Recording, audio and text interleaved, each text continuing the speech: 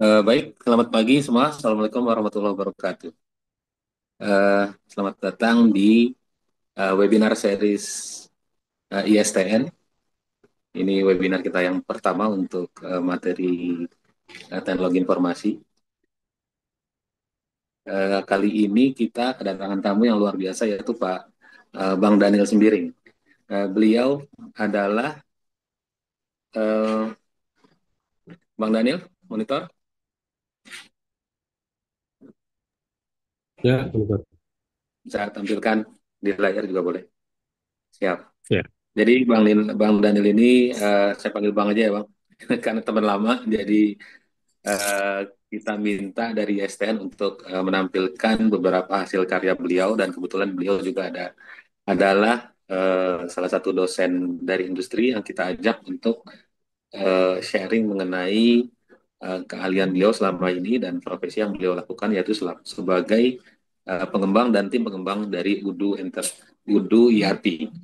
Udu ini adalah salah satu penyedia solusi untuk enterprise resource planning yang dibutuhkan oleh setiap organisasi agar bisa mengelola datanya secara digital end-to-end proses di organisasi tersebut.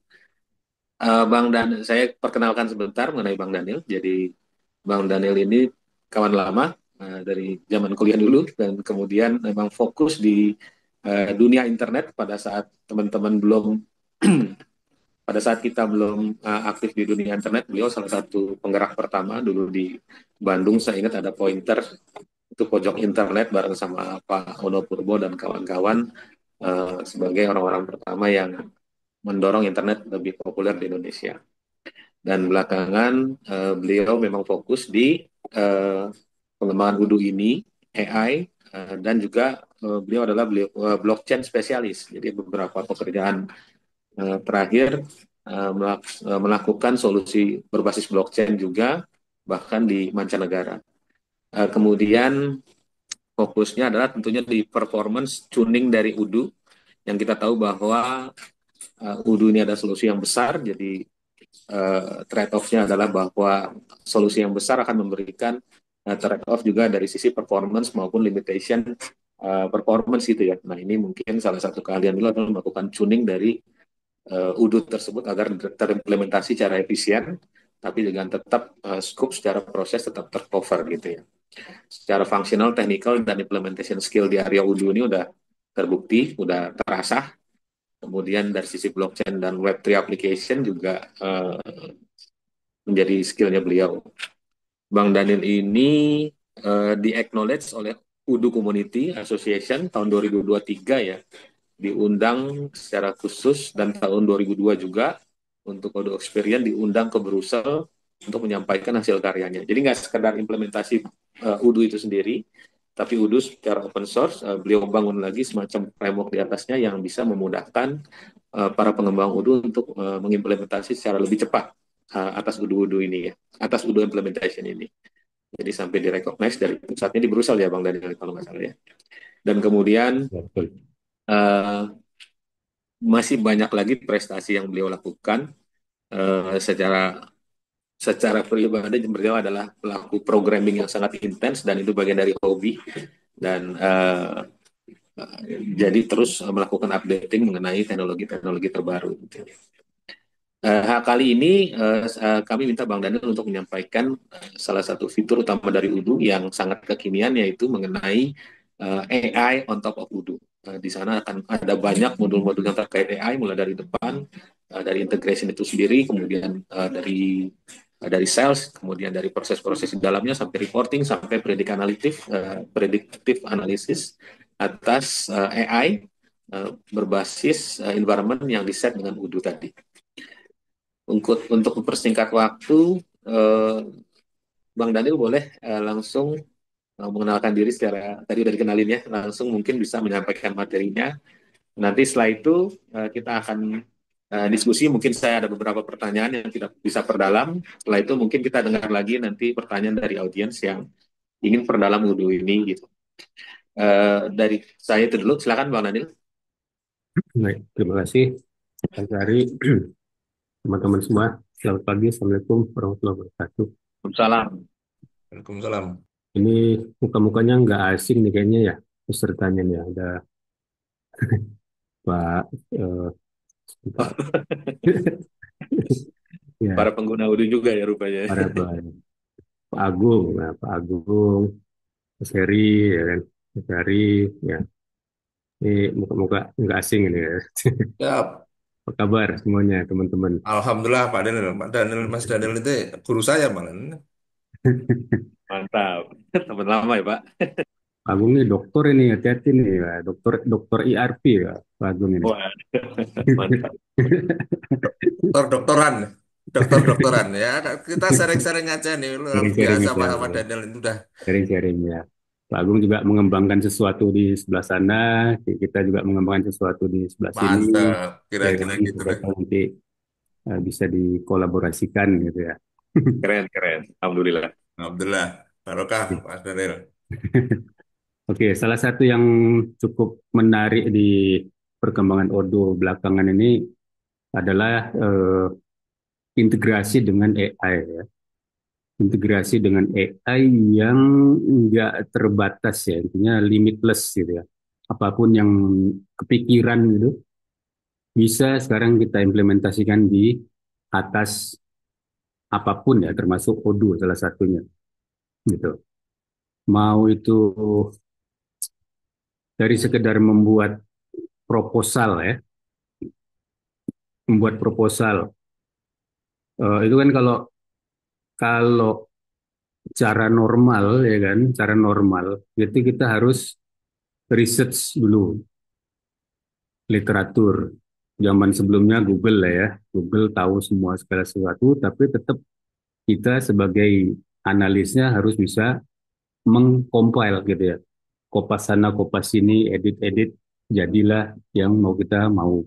Dan itu pun kita sebagai orang yang mengcompile itu harus punya knowledge yang cukup memadai, baru bisa mengcompile gitu kan. Memang resource ada di Google tersedia semua, tapi harus kita pilah-pilah gitu. Harus kita apa namanya format ulang lah minimal ya. Tapi dengan adanya AI ini ibaratnya ada asisten pribadi yang tahu segalanya gitu ya. Tinggal kita query aja dia, dia akan mengeluarkan apapun yang kita minta gitu. Nah, itu canggihnya hebatnya ya. Ya, generatif AI ya. Ya, jadi AI ini ada banyak cabang. Jadi yang kita bahas kali ini nih sebenarnya cabang dari generatif AI gitu. Jadi AI turunan apa generatif AI ini turunan dari deep learning, turunan dari machine learning, turunan dari AI secara global ya, secara global. Nah, mungkin teman-teman pernah dengar computer vision, di mana mesin diperintahkan untuk bisa mengenalin objek. Nah, itu beda cabang sama generatif AI, ya kan? Atau image classification, kalau zaman dulu AI awal-awal itu diperintahkan dia untuk mengklasifikasikan gambar. Ini gambar kucing atau anjing, atau gambar rambut atau gambar kucing misalnya. Nah, AI apa namanya algoritma AI zaman dulu itu udah bisa mendeteksi ini gambar apa, ini gambar apa dengan metode training dulu, ya kan? Terus dilatih dulu, dikasih input, salah, mungkin ada salah, ya kan? Ada error, margin error tetap ada. Dia kadang-kadang salah mengklasifikasikan sesuatu. Nah, itu udah lama sebenarnya riset AI ini ya, udah lama. Sejak tahun 60-an udah mulai ya. Tapi booming belakangan ini, 2 tahun, 3 tahun belakangan ini booming karena dia bisa menghasilkan sesuatu dari pertanyaan yang kita eh, tanyakan akibat dari cabang AI yaitu generatif AI gitu kan. Ada ChatGPT, ada Cloud, ada belakangan ada DeepSeek gitu kan ya. Itu semua cabang dari AI yang namanya generatif AI, ya kan. Apa yang bisa di-generate? Pertama teks, ya kan. Teks yang paling sering kita pakai itu lah ya. Paling sering kita pakai teks. Tapi dia bisa juga mengenerate image. Jadi kita minta dia membuat gambar sesuatu, jadi gambar image. Bisa juga mengenerate video, nah, dan seterusnya. apapun yang bisa kita bayangkan sekarang ini bisa dibantu oleh AI gitu dengan cepat, yaitu generatif AI gitu ya, bukan yang uh, vision, computer vision, bukan yang classification, bukan yang lain-lain, tapi ini lebih tepatnya adalah generatif AI. Nah, contoh di Odoo tadi ya, balik lagi ke Odoo. Uh, ini salah satu aja nih, salah satu aplikasi yang mungkin uh, sangat membantu user ya, pengguna Odoo. Misalnya Odoo Assistance, ya kan? Di mana nantinya dan udah mulai sih sebenarnya udah ada barangnya nih. Kita minta bikinkan PO misalnya atas pelanggan mana dengan produknya apa gitu. Itu cukup kita ketikkan aja di kayak chat GPT biasa kan. Kayak chatting, tolong buatkan PO atas customer mana, atas vendor mana ya kalau PO ya. Vendor mana, produknya ini dengan harga yang paling optimal misalnya. Udah enter. Nah, dia AI yang kita tanamkan di atas Odoo tadi itu akan mikir, gitu, istilahnya mikir. Sebenarnya dia mengenerate sesuatu gitu. Dia akan mikir gimana cara membuat PO di atas Odoo dengan parameter vendornya siapa, produk apa, quantity berapa. Nah, sehingga terbentuklah PO di atas Odoo kita tadi otomatis ya. Jadi kita nggak perlu ketik-ketik lagi. Kalau kalau normalnya sekarang kan ada operator data entry ya kan, create menu PO, select vendor, add item sampai selesai semua, baru dia confirm. Nah, dengan adanya AI assistance itu bisa di bypass semua sekarang. Cukup kita mungkin sebagai operator tuh ngimil aja ya, ngimil atau nge-WA ke nomor yang kita konekkan ke Odoo, ya kan? WA, tolong buatkan apa namanya invoice tagih ini si ini tagih dengan nilai sekian, enter ya, kirim. Nanti AI agent yang ada di Odoo kita tuh akan mikir gimana cara membuat invoice atas customer ini, ya kan? Nah, terbentuklah invoice. Kemudian bisa kita lanjutkan lagi komen berikutnya. Coba cek dulu, tolong kirim dulu PDF-nya. Ya. Jadi seolah-olah kita punya apa tuh namanya sekretaris ya, sekretaris atau admin lah ya. Sekarang kan orang tuh ya. Nah, tolong bikinin. Uh, saudara bikin terus kalau udah selesai kirimin lewat WA dulu PDF-nya, cek-cek dulu gitu.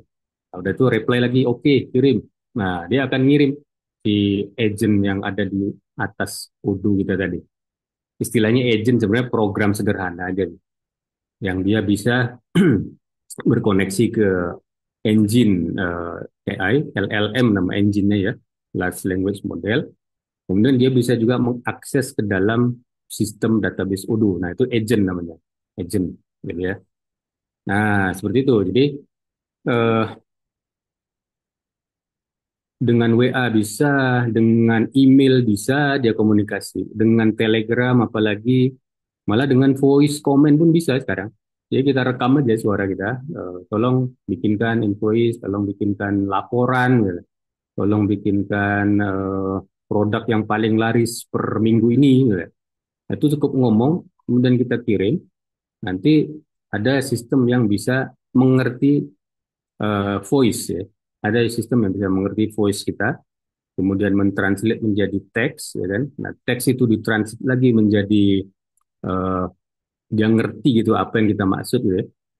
Nah, kemudian dia mengakses ke database Odoo kita dan menghasilkan apa yang kita mau dalam bentuk apapun, PDF boleh, link report boleh, ya, tergantung komen yang kita perintahkan. Nah, itu akibat ulah dari agent tadi. Nah, jadi semua yang berkomunikasi dengan Odoo ini istilahnya agent ya, smart command recognition, ya kan? Dia paham gitu, dia paham apa yang kita apa namanya perintahkan gitu ya. Nah, itulah kekuatan dari LLM ya. Create a sale order dan dia bisa multi bahasa nih ya. Jadi bawaannya si engine AI itu memang dia multi bahasa. Ibu pakai bahasa apapun kita bisa memerintahkan dia. Nah, seperti ini. Generate sell order, purchase order, quotation, eh, cari produk yang eh, kriterianya seperti ini, misalnya. Yang paling laris mana, ya kan? Atau yang paling nggak laris, dia bisa search produk yang paling nggak laris. Nah, dari produk yang paling tidak laris ini, kita bisa perintahkan berikutnya, buat apa nih, campaign itu apa? Marketing ya, buat marketing produk promo eh, supaya produk ini jadi laris lagi, misalnya. Nah, di Odo itu kan ada marketing campaign ya. Bawaannya itu ada email campaign, ada blasting, email blasting, WA pun bisa juga. Nah, seperti itu. Jadi, produk-produk yang nggak laris bisa kita perintahkan dia untuk eh, dia mengenerate campaign. Dan ini bisa otomatis ini. Proses ini bisa otomatis tanpa kita perintahkan gitu. Jadi kita setting aja apa namanya kriteria tertentu. Ntar kalau kamu lihat nanti produk ini kira-kira penjualannya agak seret gitu ya, nanti kamu langsung launching campaign. Nggak usah kita print apa, nggak usah kita cek lagi, dia otomatis bisa mikir seperti itu.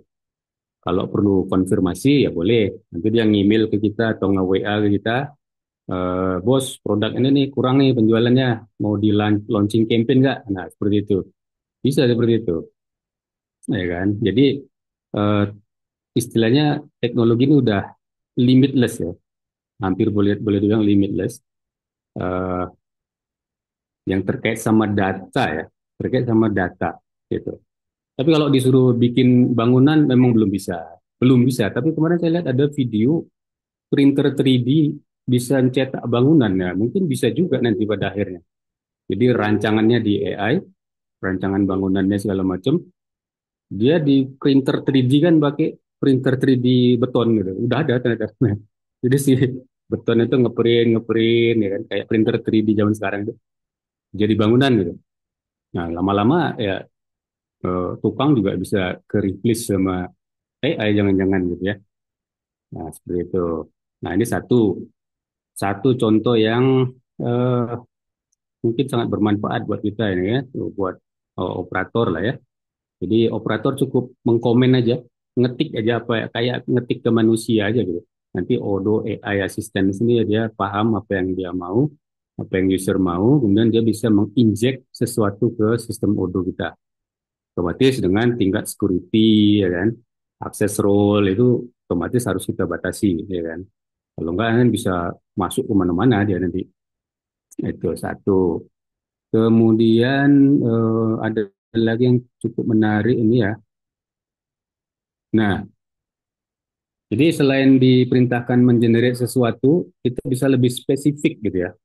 Kita bisa perintahkan dia untuk mengenerate konten-konten pembelajaran, ya, e-learning. Nah, ini udah kita jalanin yang ini nih. Eh, ada program kita di partner ya.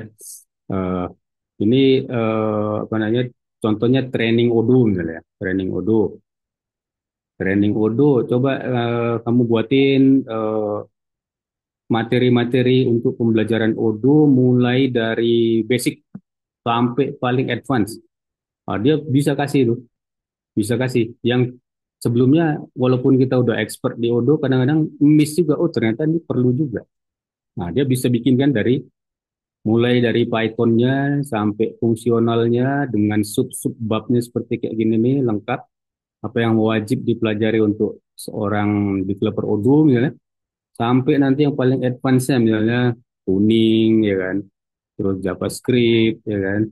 Nah, semua itu bisa di generate sama Odoo. Eh, judul babnya maupun detail dari setiap bab-bab ini dibuat sama dia, dibuat sama dia. Teknik instalasi di Linux step satu ngapain, step 2 ngapain, step 3 ngapain, di generate sama dia.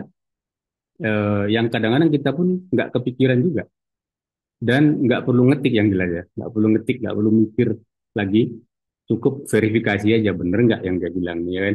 Kadang-kadang memang salah juga. Karena kan Odoo ini berkembang terus. Nah, dia kadang-kadang ketinggalan gitu kan. Harus kita verifikasi lagi. Jadi lumayan, tugas kita bukan lagi ngetik dari nol, tapi cukup verifikasi. Ya kan? Oke, oke, oke. Launching. Oke, launching. Nah, seperti itu. Dan dia bisa mengenerate. kuis ya. Hebatnya ini. Jadi misalnya bab ini fungsional Odo terdiri dari sekian puluh bab misalnya.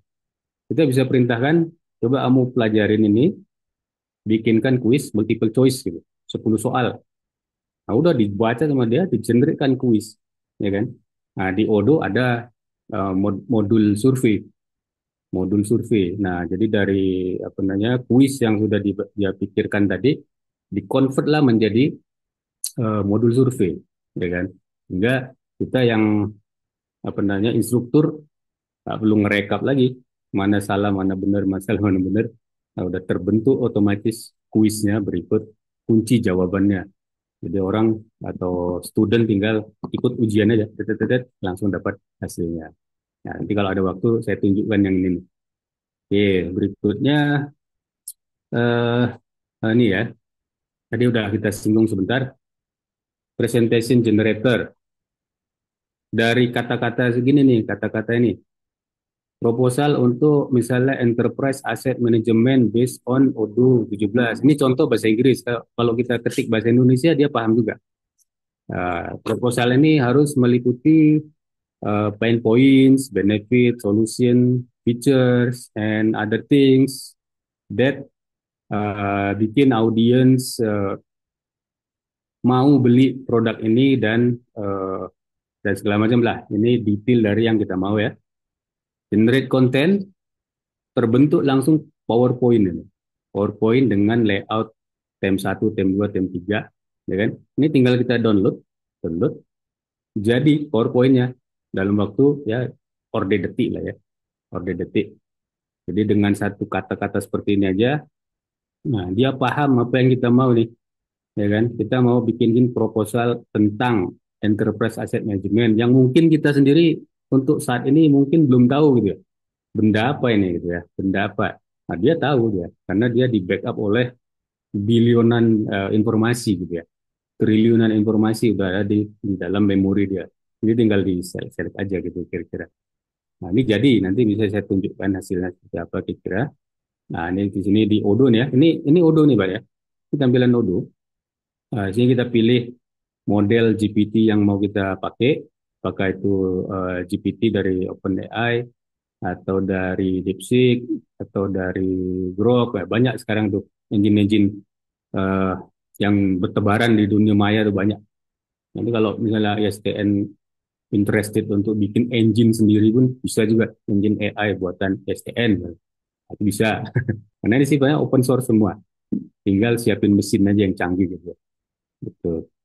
Dan mentraining. Oke.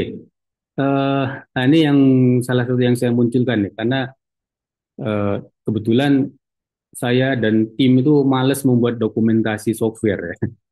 Pekerjaan paling males tuh dokumentasi ya. Nah, dengan bantuan AI ini bisa gitu ya. Jadi cukup eh, upload aja semua fitur-fitur software yang kita develop sebelumnya misalnya lewat ini informasi use case, segala macam modul use case, sub use case-nya upload aja, ya kan? Itu kan kalau use case biasanya kita udah punya ya.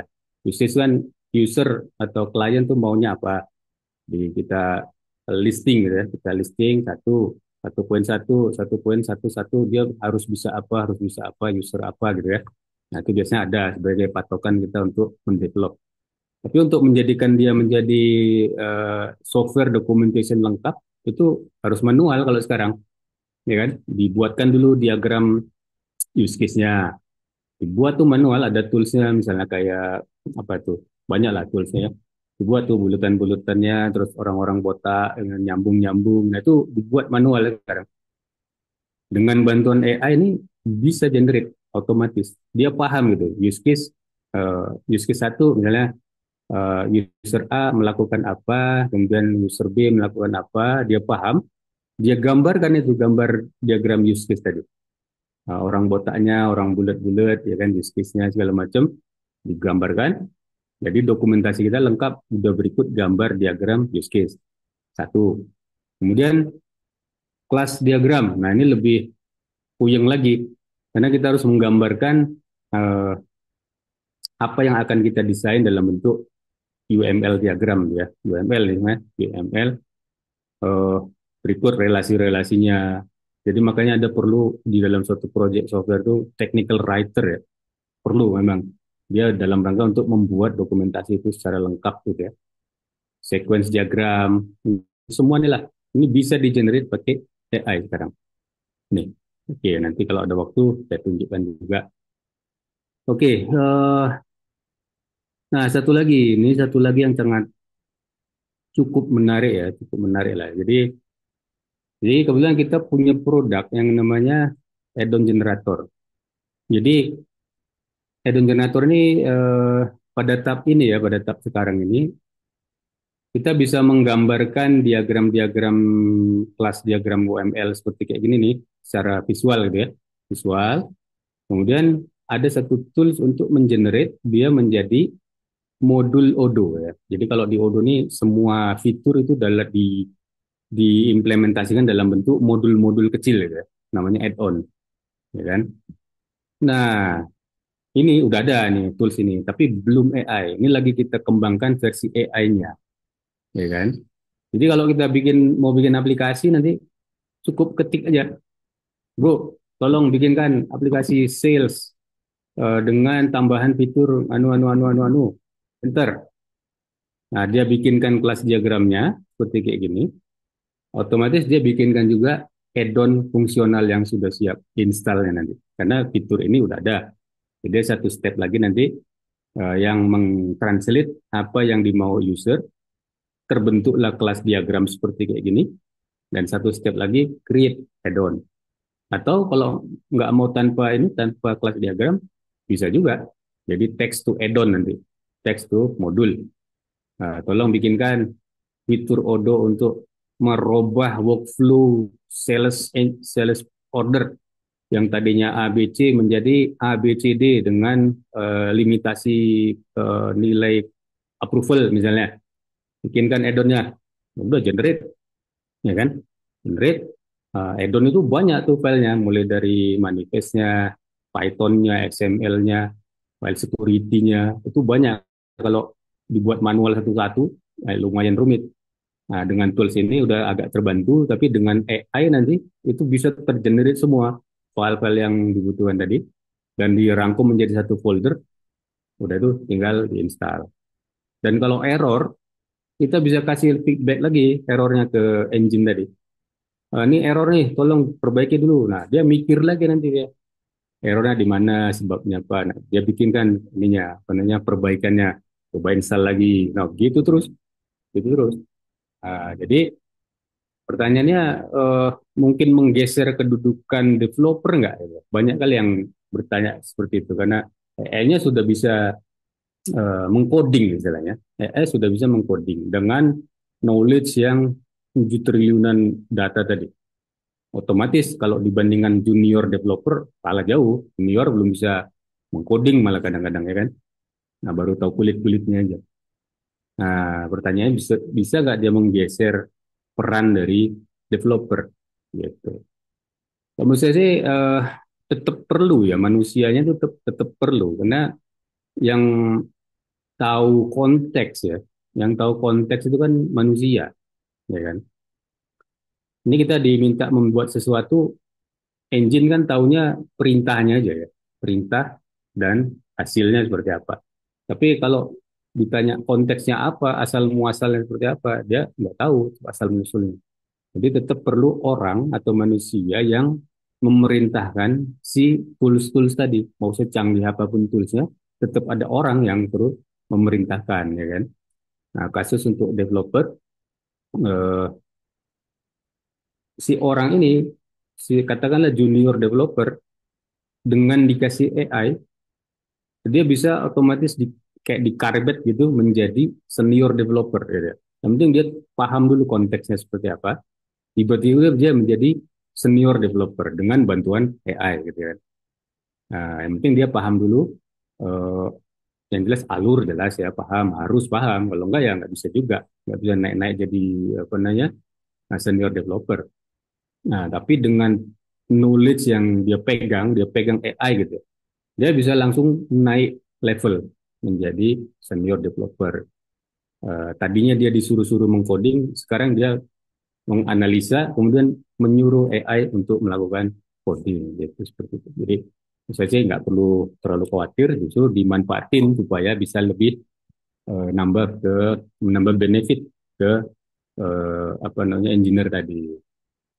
Mungkin itu dulu, Pak Sari, udah berapa menit ya jatah ya? Cukup ya. Bang Daniel, makasih nih. Keren banget dan luar biasa nih kalau kita perdalam mungkin butuh sekitar 3 jam kali ya. Itu juga pengantar doang kayaknya. Baik Iya. Pak, Bang Daniel. Jadi intinya saya ingin diskusi beberapa hal ya. Yang pertama mengenai prompt engineering tadi ya. Jadi kelihatannya ini banyak kegiatan bisnis analis yang dikonvert jadi prompt engineering gitu. Benar ya Bang Daniel ya?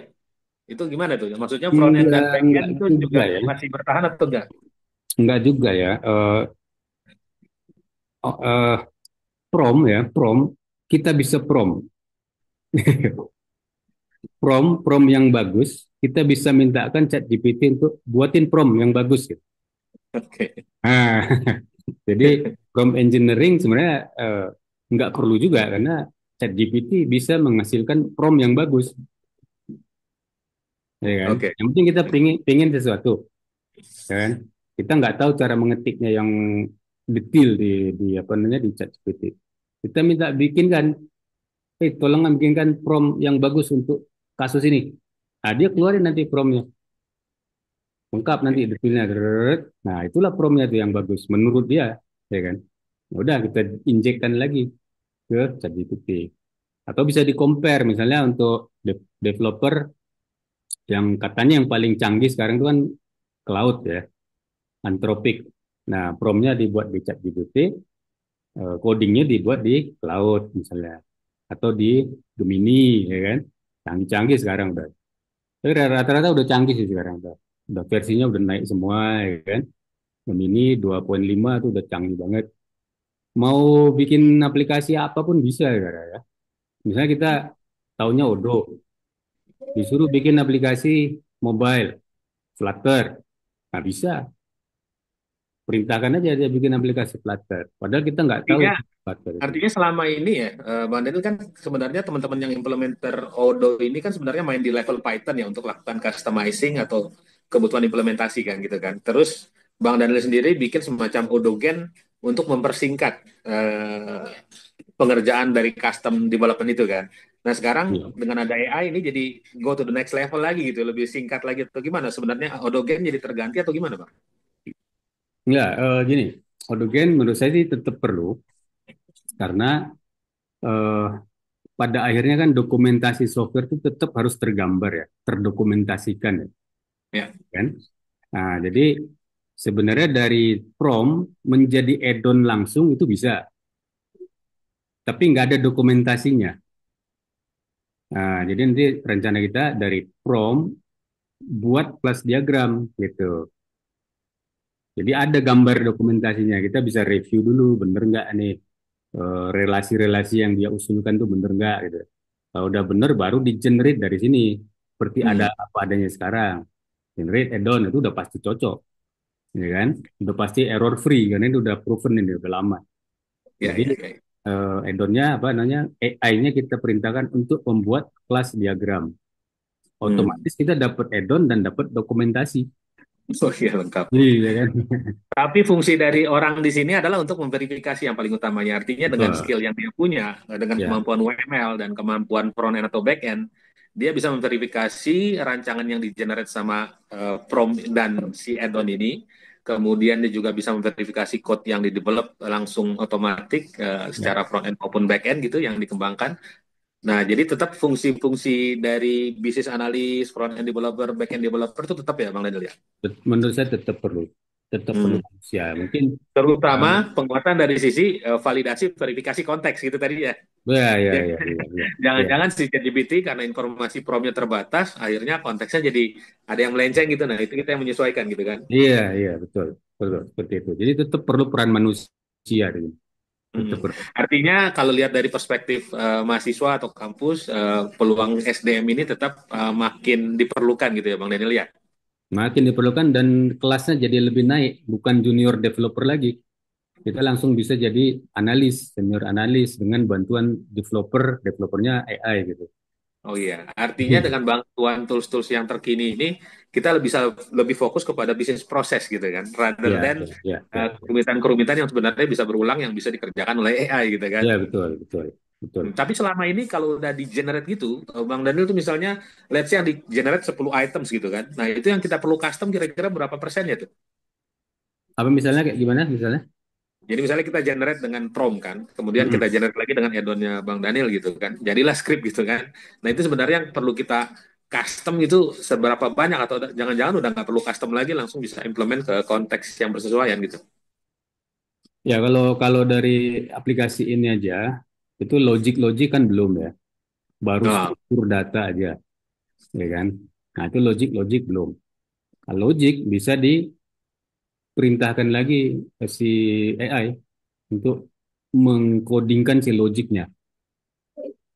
Nah, misalnya nih udah terbentuk nih tabel-tabelnya segala macam, serutnya udah jalan tuh, CRUD-nya udah jalan. ya, Tapi begitu kita klik tombol confirm, dia belum ngapa-ngapain ya kan, karena belum kita perintahkan dia untuk melakukan sesuatu. Nah, dari situ peran AI mulai lagi. Perintahin aja, tolong pada saat ini confirm, kamu bikinin script yang melakukan A, B, C, D atas tabel ini, field ini, dah. Udah. Nah, dia bikinkan nanti body Python-nya. Tinggal kopas aja kalau itu. ya. Atau pakai tools kayak apa tuh, Copilot, Copilot atau Cursor, ya kan.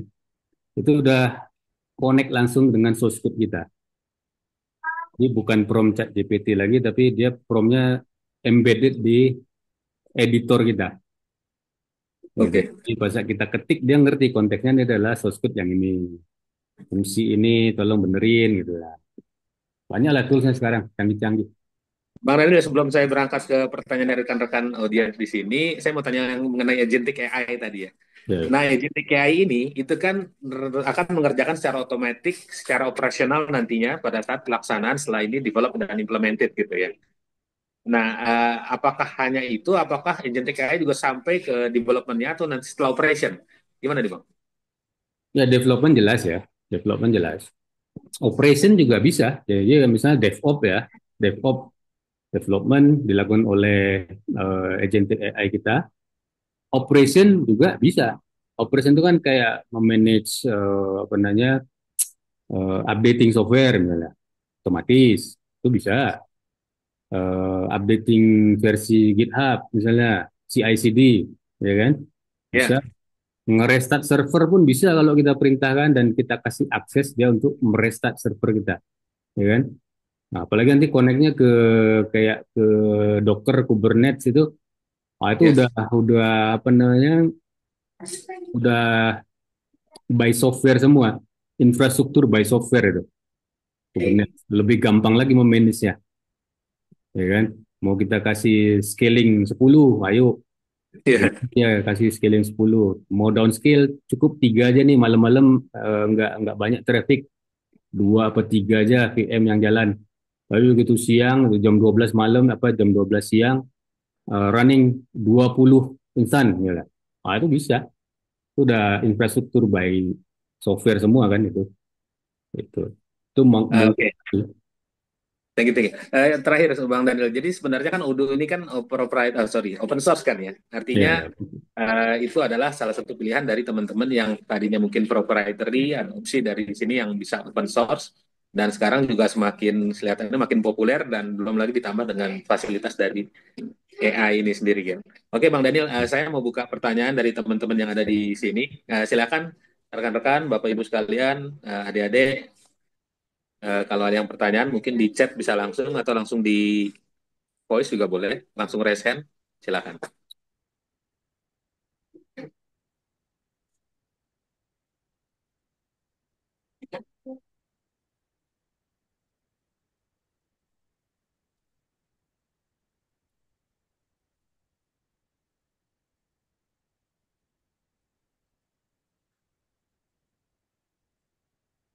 Silakan kalau ada yang mau didiskusikan, mumpung Bang Daniel menyediakan waktunya nih, Hmm?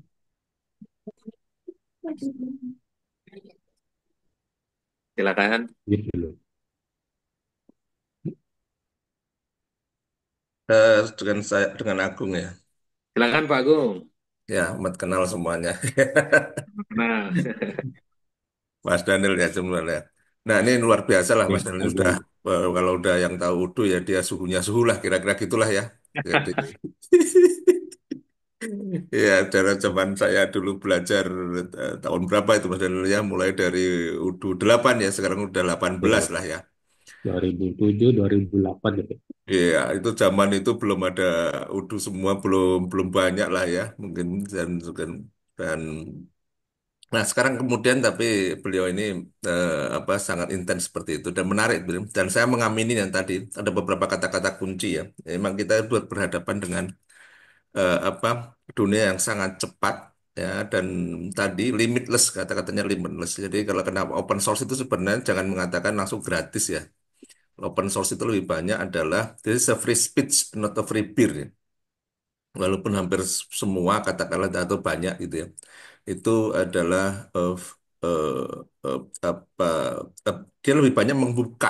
Jadi inilah yang dikatakan kita bisa mengeksplor sebanyak-banyaknya. Jadi Indonesia tidak hanya sebagai konsumen teknologi dan ini akan menjadi kita menjadi pemain ya pemain teknologi yang disampaikan sama eh, Mas Daniel ini adalah luar biasa. Memang ini jadilah kemudian ini sudah levelnya level dunia buat saya ini memang dan memang berlomba-lomba ke sana ya. Terus kemudian tadi disampaikan sudah saya pikir mengaminin aja lah ya memang seperti itu dan beliau sudah ada produknya jadi ini menjadi salah satu kemudian kita bisa create para dosen misalkan gitu biasanya hanya em, tahu prakteknya saja gitu atau teorinya saja nah karena ini kan antara teori dan praktek itu salah satu dan tadi disampaikan juga beberapa pergantian apa sudah ISI agent ya itu tadi sama semua artinya bisa masuk ke semua sisi dan itu memang menjadi challenging kita. Tapi percayalah kalau kita sesuatu adaptasi teknologi yang baru itu semakin berkualitas tadi disampaikan ya dan ada ilmu baru dan kita bisa me, apa ya kalau kita asal kita mau belajar pekerjaan akan semakin banyak gitu ya. Jadi itu saja sih sebenarnya saya sudah sangat luar biasa Pak Daniel. Jadi termasuk tadi ada kata open source baru aja kemarin kan Google itu juga mengatakan sampai protokolnya sudah AI agent to AI agent. Jadi ngobrol antar AI agent gitu ya. Wih Ya, sampai ke sini ya. Wah udah lewat kemana-mana. ya. Wah udah kalau udah makanya ini ketinggalannya jauh lah kira-kira gitu. Ya itu aja lah. Bagusnya ini kalau dengan apa dengan Udo dan sebagainya kita tuh bisa bisa merealisasikan lah ide yang disampaikan Mas Daniel tadi apapun bisa ya dalam arti apapun bisa itu ya selama dalam tanda petik kita sebagai manusia lah AI itu kan artificial intelligence ya gitu ya. Ya jadi dia masih apa masih buatan gitu loh. Gitu. Jadi mungkin kemudian ini eh, biasanya kemudian apa dalam nanti bentuknya apa ya? Nanti Anda mengajarnya di sekarang dari dosen STN ya. Selamat baru ya tahu. Pak. Hei, Ya Pak dosen Agung. STN. Jadi webinar ini sekalian launching juga Oh gitu. bahwa Bang Daniel berhasil kita rekrut jadi salah satu Waduh, pengajar itu luar di biasa STN itu. Pak. Wah, ya STN itu luar Saya bilang biasa itu dapat. betul Pak. Ini kita ajak teman-teman yang sudah berprestasi bahkan internasional. Bang Daniel kan Pak Agung juga paham rekognisinya sampai Brussel UDU pusatnya Waduh, di itu. sana ya kan Pak sampai beberapa kali diundang ke sana. Jadi saya pingin mahasiswa ISTN dapat langsung dari first hand ahlinya UDU Pak dan saya dengar bahkan UDU gennya ini dipakai oleh implementer UDU. Oh Jadi iya, ya, nah, itu Bang udah Daniel luar. dia memetakan market sendiri gitu kan. Ternyata dari implementer Udo yang ada berapa puluh itu akhirnya menjadi customernya Pak Daniel juga. Oh iya, iya, iya. Karena beliau punya Udo Gunnya gitu ya. Keren, Hmm. keren. Itu Pak, Jadi, benar-benar. jadi ngajarnya apa nih? Levelnya S1, S2 atau gimana jadinya? Satu, Pak. Oh gitu. Saya diculik Pak Sari saya. Oh gitu. Ah, hebat itu. Nanti saya mendengar namanya, wih, waduh, dosen itu. Selamat bergabung. Tentunya itu apa banyak lah ya, mungkin berkontribusinya sangat banyak lah. Kita tetanggaan Pak Azari, kita di Oh Pancasila. siap. Pak Agung. Oh, siap. Iya. Dulu tuh ada Kapan-kapan. dapat kunjungan tadi yang sampaikan sama Mas Daniel tadi membuat apa-apa ya kita sambungin aja lah kira-kira gitu. Saya nggak Siap. begitu ngerti ngerti yang tadi sampai bukan nggak ngerti ya tapi memang spesifikasinya beda-beda lah ya. Memang dan buat saya appreciate sama Mas Daniel. Luar biasa Mas Daniel. Nah, makasih Pak Agung. Terima kasih Pak Agung masukannya luar biasa. Suatu saat kita kolaborasi Ya, lakukan beberapa kegiatan Pak ya. Dan ya. alhamdulillah nih Bang Daniel di kampus ISTN. Jadi kita pingin bener ISTN jadi tempat teman-teman melihat irisan yang sejelas-jelasnya antara industri Weh, sama akademis Pak gitu. Dan memang kita fokus untuk ajak teman-teman yang udah di lapangan gitu. Dan kita perkuat dengan secara akademisinya Pak. Insya Allah. eh, Dan adik-adik yang sempat join di sini mungkin ada mahasiswa juga manfaatkan ada dosen-dosen yang langsung terjun ke lapangan ini untuk kita dapatkan feel-nya di lapangan kayak apa. Ya satu lagi Pak, jadi emang kita mau tempatkan kampus IST ini untuk ini apa lebih awal teman-teman bisa langsung masuk ke industri gitu ya, nggak usah nunggu semester 6 gitu. Karena tadi Bang Daniel bilang kan bahwa sebenarnya dengan pemahaman cepat di level AI dan pemahaman dari front end, back end maupun UML sebenarnya udah bisa banyak membantu industri. oke. Itu Mungkin berarti dari untuk STN untuk sistem informasi TI-nya berarti langsung fokus ke ERPUDU gitu. Iya Pak, jadi kita juga ada basis Coursera. Jadi ini juga mempercepat perubahan kurikulum yang diperlukan untuk menangkap market Pak. Jadi salah satunya adalah bahwa peminatan yang kita lakukan adalah salah satunya ERP, melihat Hmm, banyak sekali industri yang membutuhkan Pak, mulai dari hmm, manufaktur dan lainnya. hmm, Jadi kita lakukan custom materi Pak dengan penempatan peminatan agar hmm. teman-teman bisa langsung inlining di semester-semester awal dengan fokus mereka Pak. Weh, Iya, kayak seru, seru, ini seru. ada Mantap, ERP selamat. sendiri. Siap, Bapak.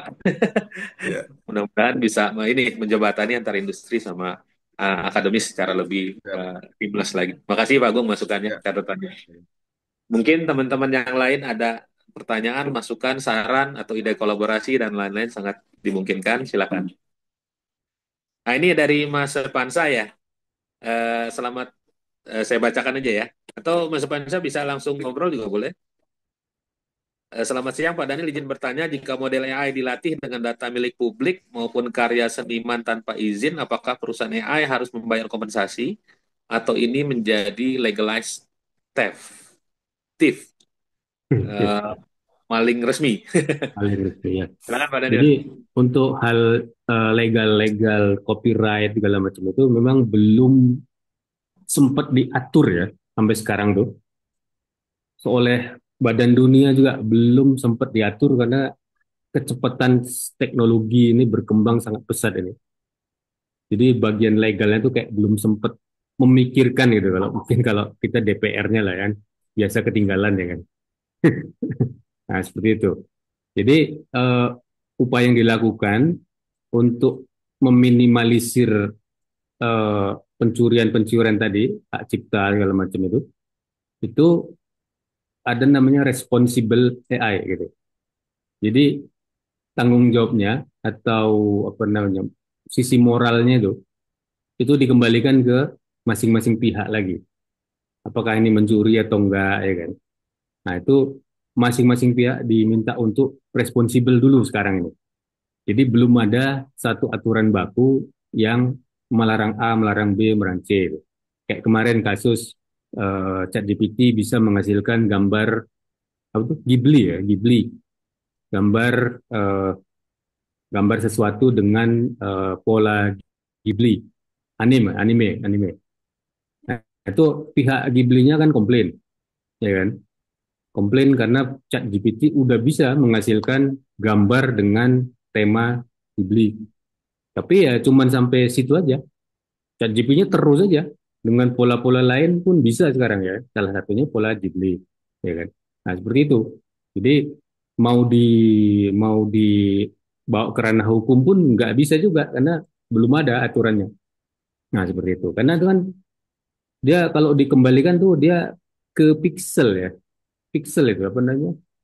Eh, Image generating itu dia memprediksi pixel. Kalau dikembalikan ke pixel gimana caranya gitu kan. Ya. Sama kayak teks ya, teks. Dia itu memprediksi kata per kata gitu kan. Dia punya punya model, dia punya model eh, di load dengan data training yang jutaan triliunan kata tadi. Dia memprediksi kata ini berikutnya adalah ini, kata ini berikutnya ini, ya kan? Memang dia ngambil dari segala macam sumber. Image-image itu dia load semua ke sistemnya dia. Otomatis data-data yang sifatnya publik itu akan kesedot semua. Misalnya pihak Ghibli pernah memposting image dimanapun lah ya, di sosial media atau di Facebook atau di Google, bisa di search di websitenya. Nah, itu akan kesedot semua oleh ChatGPT sebagai bahan dia untuk melakukan training. Termasuk produk saya ini kesedot juga nih oleh ChatGPT, ya kan? Begitu saya publish link ini kan public ini ya. Dia baca itu, oh, dia kombinasikan dengan yang dia punya. Ketika saya nanya gimana cara membuat apa namanya add-on langsung dari eh, diagram. Coba bikinkan software yang bisa membuat seperti itu. Oh, dia bikin kan, referensinya adalah dari sini, dari sini, dari sini. Salah satunya website saya ini jadiin referensi sama dia. Gitu.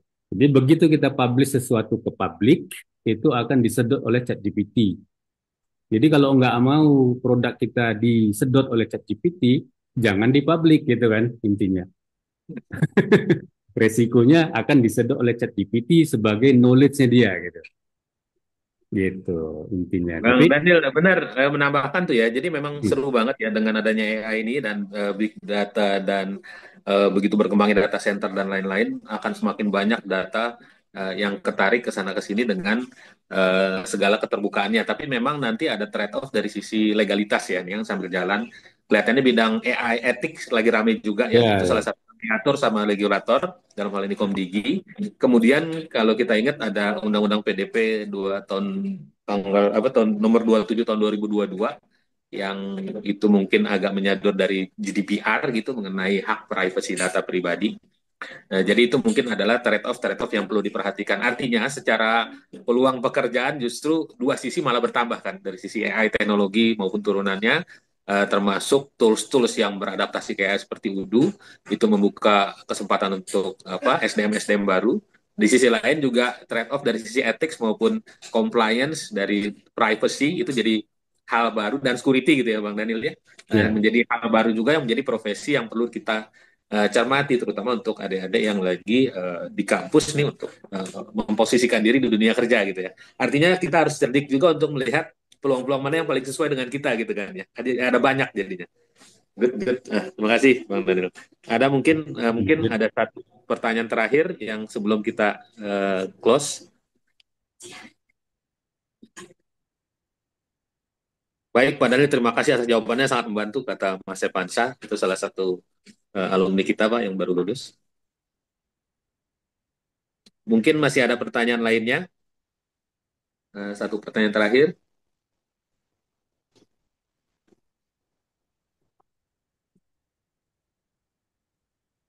Oke, Bang Daniel, mungkin kelihatannya waktu juga yang kelihatannya membatasi kita. Mungkin nanti, insya Allah kalau ada apa request tertentu dari teman-teman atau dari komunitas yang ingin penjelasan lebih lanjut, kita bisa lakukan webinar berikutnya. Tapi mungkin sebelum closing, karena kita di institusi pendidikan nih, mungkin Bang Daniel ada sepatah dua kata untuk adik-adik ini saran dan apa suggestionnya agar kedepannya bisa mengambil peluang-peluang ini. Silakan Bang Daniel. Ya, menurut saya sih ah, mahasiswa zaman sekarang tuh harusnya lebih canggih daripada zaman-zaman kita dulu, zaman kolonial dulu. Harus lebih canggih ya, harus lebih pintar, harus lebih maju. Karena kalau kita dulu zaman Pak Asari nyari buku teks itu masih susah, ya kan? Kalaupun ada Ya. mahal, jadi sehingga harus fotokopi misalnya, ya kan? Kalau sekarang tinggal ketik aja di chat GPT rumusnya, tolong explainkan materi ini seolah-olah saya umur 5 tahun. Gitu. Udah, nanti dia pakai bahasa yang paling mudah dikunyah, gitu. Ya kan? Nah, medan magnet, gitu. Tolong jelaskan medan magnet dengan bahasa 5 tahun, gitu. Udah, nanti dia kasih ininya, penjelasannya. Nah, ini kalau mau lebih detail lagi, ketik lagi. Mau lebih detail lagi, ketik lagi. Ya kan? Jadi menurut saya dengan adanya teknologi AI ini, mahasiswa zaman sekarang harusnya lebih maju daripada kami-kami zaman dulu. Nah, mungkin itu aja, Pak Sari. Siap, Bang Daniel. Terima kasih banyak. Jadi nanti harapannya adalah dosen-dosen adalah fasilitator ya, dan mahasiswa Ya, sebenarnya sangat sangat bisa berkreasi, berinovasi sendiri dengan fasilitas yang ada. Kita mesti ingat dulu zaman nyari data harus ke BPPT, print dari sana CD-CD-nya ya, gitu ya. Tapi sekarang ini betul. nggak hanya Google, tapi juga AI. Dengan AI-nya juga ada variasi dan lain-lain. LLM macam-macam, ada pilihan. Belum lagi tadi teknologi AI lainnya. Baik, Bang Daniel, rekan-rekan kalian, terima kasih nih atas pelaksanaan webinar series dari ISTN yang pertama. Insya Allah dapat tanggapan yang positif dari rekan-rekan sekalian. Mudah-mudahan bisa memberikan bantuan banyak kepada pemahaman lebih dalam mengenai UDU ini sendiri maupun AI on top of UDU dan AI secara keseluruhan. Nanti kalau ada pertanyaan lanjutan, ada hal yang ingin ditanyakan, terutama terkait dengan ISDN juga atau terkait dengan materi ini, silakan hubungin kontak yang sama, nomor WA yang kita berikan sebelumnya gitu. Dari saya, terima kasih Bang Daniel, rekan-rekan semua, terima kasih semua. Sebelum selesai, kita foto bareng dulu, mungkin bisa on cam, slide-nya mungkin bisa di off dulu, Bang Daniel. Oke. Bisa bantu untuk screenshot-nya dari panitia.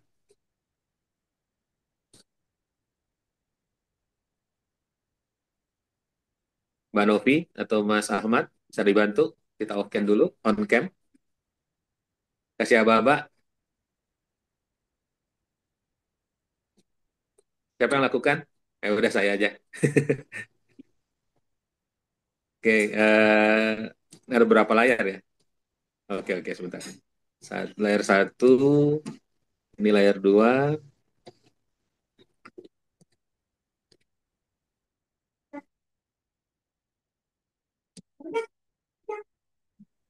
Baik, terima kasih semuanya. Assalamualaikum warahmatullahi wabarakatuh. Terima Waalaikumsalam warahmatullahi wabarakatuh. kasih semua. Terima Oke, Assalamualaikum semuanya. kasih, Pak. Waalaikumsalam. Terima Terima kasih kasih, benar Pak. luar biasa. Terima kasih.